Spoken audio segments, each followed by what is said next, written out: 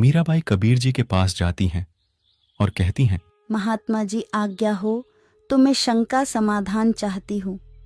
मैंने आज तक किसी के मुख से ये नहीं सुना कि कृष्ण जी की भी जन्म मृत्यु होती है। परमेश्वर कबीर जी ने कहा, ये आपके धर्म गुरुओं की गलती है, जिन्हें आज तक स्वयं ज्ञान नहीं था कि उनके सदग्रंथों में क्या लिखा है। जिस रास्ते से मीराबाई कृष्ण जी के मंदिर जाती थी, उसी रास्ते में एक छोटा सा बगीचा था जिसमें कबीर साहिब सत्संग कर रहे थे। मीराबाई ने देखा, यहां पर परमात्मा की चर्चा चल रही है। परमेश्वर कबीर जी संक्षिप्त में सृष्टि रचना का ज्ञान सुनाते हुए कहते हैं, बच्चों, श्री कृष्ण जी से भी ऊपर और भी सर्वशक्तिमान परमात्मा है।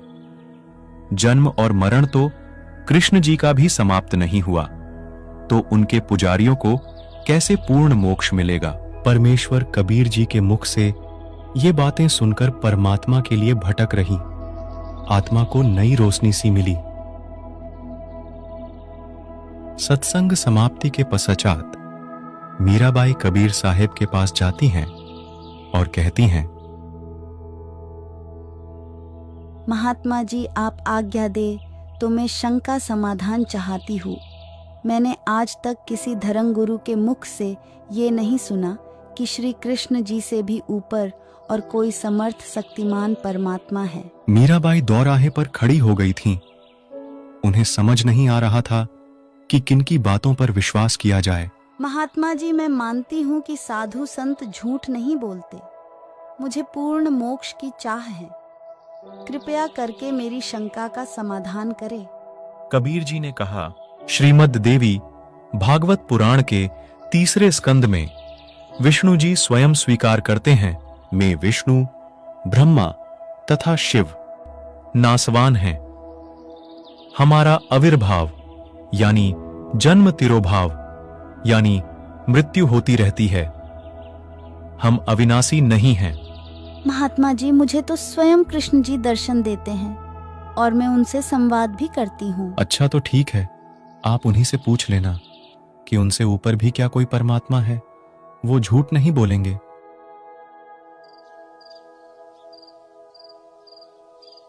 मीराबाई रात्रि के समय श्री कृष्ण जी का आवाहन करती हैं। त्रिलोकीनाथ प्रकट हुए। मीराबाई ने अपनी शंका का समाधान के लिए निवेदन किया, हे प्रभु, क्या आपसे ऊपर भी कोई परमात्मा है? परमात्मा तो है, लेकिन वो किसी को दर्शन नहीं देते। हमने खूब समाधि व साधना करके देख लिया है। मीराबाई ने कृष्ण जी से फिर प्रश्न किया कि क्या आप जीव का जन्म और मरण समाप्त कर सकते हैं? श्री कृष्ण जी ने मीराबाई से कहा कि ये तो असंभव है। जीव की जितनी अवधि होती है वह उतना ही जीता है, उससे ज्यादा एक श्वास भी वह नहीं ले सकता। मीराबाई को याद आया कि बगीचे में मिले संत जी ने उन्हें बताया था कि श्री कृष्ण जी से भी ऊपर भी एक और परमात्मा है। साथ ही उन्होंने ये भी कहा था कि मेरे पास वो मंत्र हैं जिनके जाप से जीव की आयु भी बढ़ सकती है। मीराबाई ने कृष्ण जी को बताया कि उन्हें बगीचे में एक साधु मिले थे और उन्होंने बताया था कि उनके पास ऐसे मंत्र हैं जिनके जाप से साधक सदा के लिए जन्म मरण से मुक्त हो जाता है। मुझे जितना ज्ञान था मैंने आपको बता दिया। आप उन संत की शरण में जाकर अपना कल्याण कराइए।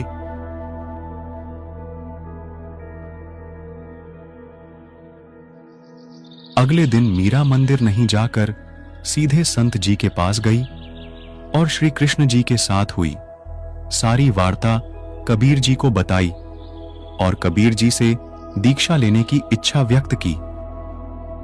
संत जी, मैं तो परमात्मा प्राप्ति के लिए निकली हूँ। मुझे तो पूर्ण मोक्ष की चाह है। कृपया करके नाम दीक्षा देकर इस दासी का कल्याण करे। वो देखो, सामने बैठे रविदास जी नाम दीक्षा देने के अधिकारी हैं। उन्हीं से विनम्रता से विनती करें और वो ही आपको दीक्षा देंगे। मीरा जी तुरंत रविदास जी के पास जाकर बोली। मीराबाई जी ने कहा, संत जी दीक्षा देकर कल्याण करें। कृपया करके नाम उपदेश दे और मेरा कल्याण करें। संत रविदास जी ने कहा, मैं चमार जाति से हूँ और आप ठाकुरों की बेटी हो। आपके समाज के लोग आपको बुरा भला कहेंगे। आप एक बार पुनः विचार करें। कल को जब कुतिया बनूंगी तब ये समाज क्या करेगा? मीरा के सच्चे भक्ति भाव को देखकर रविदास जी उन्हें प्रथम नाम उपदेश दे देते हैं। अब मीराबाई दोनों समय, दिन और रात सत्संगों में जाने लगी। रात्रि के समय मीराबाई काफी देर तक सत्संग सुनती, क्योंकि सत्संग दिन की बजाय रात्रि में ज्यादा हुआ करता था। आजा बंदे शरण राम की, फिर पाछे पछतावेगा भाई। आजा बंदे शरण राम की, फिर पाछे पछतावेगा। मीरा को देर रात्रि तक घर से बाहर सत्संगों में जाता देख राणा क्रोधित हुआ। एक तो इस मीरा ने वैसे ही हमारी नाक कटवा रखी है, और अब देर रात को भी घर से बाहर पता नहीं कहां कहां जाती रहती है। आने दो इसको। मीरा का देवर मीरा के भक्ति मार्ग में रुकावट था। एक तो तुमने पूरे ठाकुर समाज में हमारी नाक कटवा रखी है, हमारी कहीं इज्जत नहीं रह गई है। सभी लोग ना जाने क्या क्या बातें बनाते हैं। तुम इतनी रात्रि को उन संतों के पास क्या करने जाती हो? यदि कोई व्यक्ति मनुष्य जीवन में भक्ति नहीं करता है तो जब वह 84 लाख योनियों में जन्म लेता है, निवस्त्र होकर गलियों में घूमता फिरता है, तब उसकी इज्जत कहाँ रह जाएगी?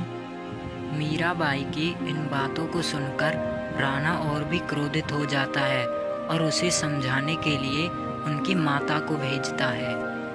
लेकिन मीराबाई जी ने तब भी सत्संग में जाना बंद नहीं किया। कुछ वर्षों के पश्चात देवर के अत्याचारों से दुखी होकर मीराबाई वृंदावन जाकर रहने लगी। वृंदावन में मीराबाई को कबीर परमात्मा एक साधु के रूप में मिले और उन्हें बताया कि अभी तो आगे की पढ़ाई शेष है, यानी कि प्रथम नाम के उपदेश से मोक्ष नहीं होगा। कबीर परमात्मा ने मीराबाई को सतनाम दिया। फिर मीराबाई को कबीर परमात्मा ने वही रूप दिखाया जिसमें वह रविदास जी के साथ उन्हें मिले थे। दर्शकों, अब आप सोच रहे होंगे कि कबीर जी भी तो यहाँ पर जन्म लेकर आए थे, उनकी भी तो मृत्यु हुई थी, आप उनको परमात्मा कैसे सिद्ध कर सकते हो? तो इसी के लिए देखिए हमारी आगे की वीडियो। इसमें हम आपको बताएंगे कि कौन थे कबीर साहब और वो कैसे अपने निज धाम सतलोक गए थे। पाथर पूजे हरि मिले तो मैं पूजू पहाड़, ताते वो चक्की भली पीस खाए संसार। काकर पाथर जोड़कर मस्जिद लई बनाए, तापर मुल्ला बांग दे क्या बहरा हुआ खुदाए। धार्मिक पाखंड के विरुद्ध इस तरह की वाणियां पहचान है उस संत की जो अध्यात्म का आधार है, जिनकी वाणी के बिना सब संत समागम अधूरे होते हैं। हम बात कर रहे हैं कबीर जी की, काशी वाले उसी धाड़क कबीर की जिनकी महिमा सभी धर्म ग्रंथ करते हैं। कबीर जी ने हर प्रकार के धार्मिक सामाजिक पाखंड का अपनी मार्मिक वाणियों द्वारा घोर विरोध किया और हमें एक नई दिशा व सद्ज्ञान देने का अटल प्रयास किया। वेद पढ़े पर भेद न जाने, बाँचे पुराण 18। पत्थर की पूजा करें, भूल गए सिरजनहारा। कबीर गला काट बिस्मिल करें, वे काफिर बेबूजम। औरा काफिर बता वही, अपना कुफर न सूझम। इसी तरह जात पात के ऊपर भी कबीर जी ने अपनी अमर वाणी बोली है। काहे को कीजे पांडे छूत विचार, छूत ही ते उपजा सब संसार। हमरे कैसे लोहू, तुमरे कैसे दूत, तुम कैसे ब्राह्मण पांडे, हम कैसे सूत। कबीर जी इस तरह की वाणी सुनाते ही रहे और यही संदेश सुनाते सुनाते अपने सतलोक में सह शरीर चले गए। और कबीर साहिब जी जाते जाते भी 120 वर्ष की आयु में ऐसी भ्रांति को दूर कर गए जो उस समय पंडितों ने फैला रखी थी। काशी के तो पंडित कूके मगहर मरो न कोई, वातो पृथ्वी सूची नाही, त्रिशंख पड़ा बिलाए।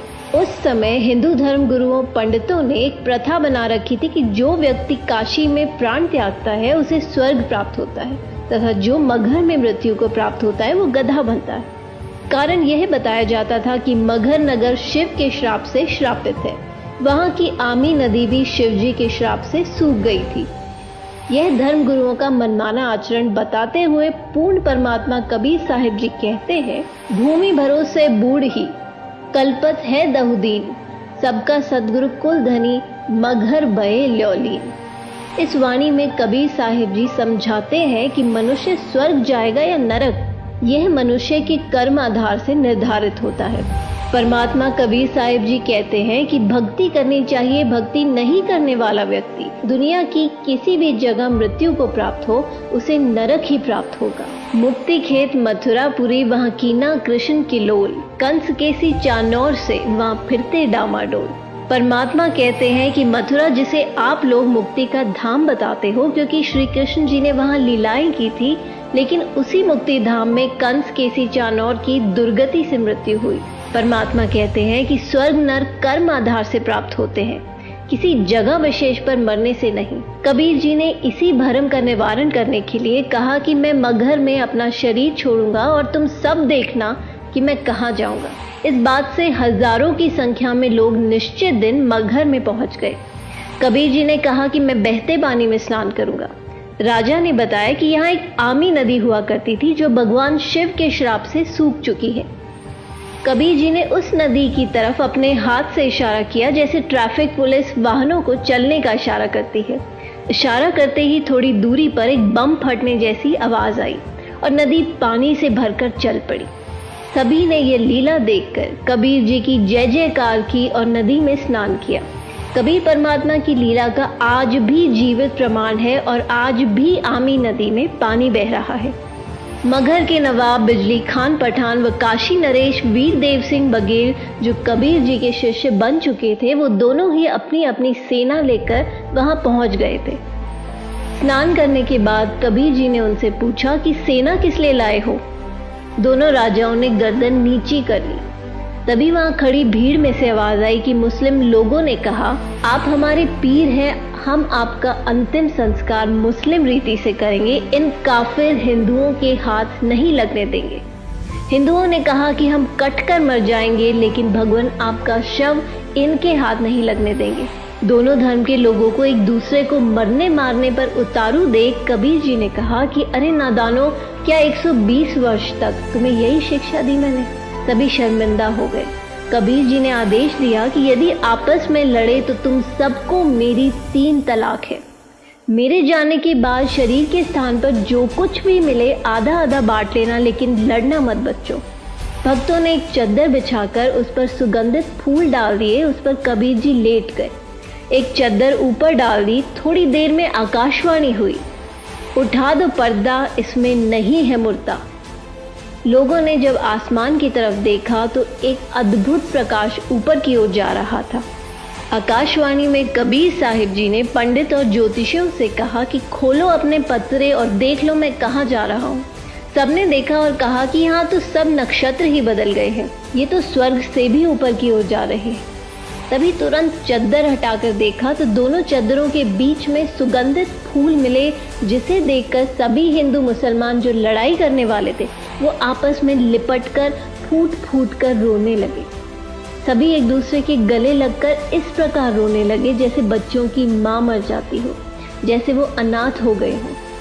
संत गरीबदास जी की अमर वाणी है, काशी तज गुरु मगहर आए दोहू दीन के पीर, कोई गाड्डे कोई अगन जरावे, ढूंढा ना पाया शरीर। आधे फूल एक चद्दर हिंदुओं ने व आधे फूल और दूसरी चद्दर मुसलमानों ने ले ली और वहीं पर साथ साथ यादगार बना दी। इसका प्रमाण मगहर में आज भी है और पूरे विश्व में केवल मगहर को छोड़कर ऐसी कोई जगह नहीं है जहां एक व्यक्ति की एक ही स्थान पर समाधि और मजार दोनों हो। अतः कबीर जी हमें जाते जाते भी एक संदेश देकर चले गए कि हिंदू मुस्लिम दो नहीं भाई, दो कहें सो दो जग जाई। कहाँ तो दोनों के बीच भयंकर युद्ध होना था और उसके विपरीत परमात्मा की दया से दोनों दीन हिंदू मुसलमानों में भाईचारा बढ़ा। लेकिन परमेश्वर दयालु है, उन्होंने जाते जाते भी उस अनर्थ को टाल दिया। तभी तो कहते हैं, आग लगी आकाश में झड़झड़ पड़त अंगार, संत न होते जगत में तो जल मरता संसार। वो परमेश्वर, वो संत जो विनाश से बचाने वाला है, जो प्राकृतिक परिवर्तन भी कर सकता है, वो कोई और नहीं, संत रामपाल जी महाराज जी ही हैं। जी हाँ, संत रामपाल जी महाराज जी, जो वर्तमान में पाखंडवाद को खत्म करते हुए सत्य भक्ति का मार्ग चला रहे हैं। मानव समाज से निवेदन है कि संत रामपाल जी महाराज जी के सत्संग सुने और उनसे नाम दीक्षा लेकर अपना मानव जीवन सफल बनाएं।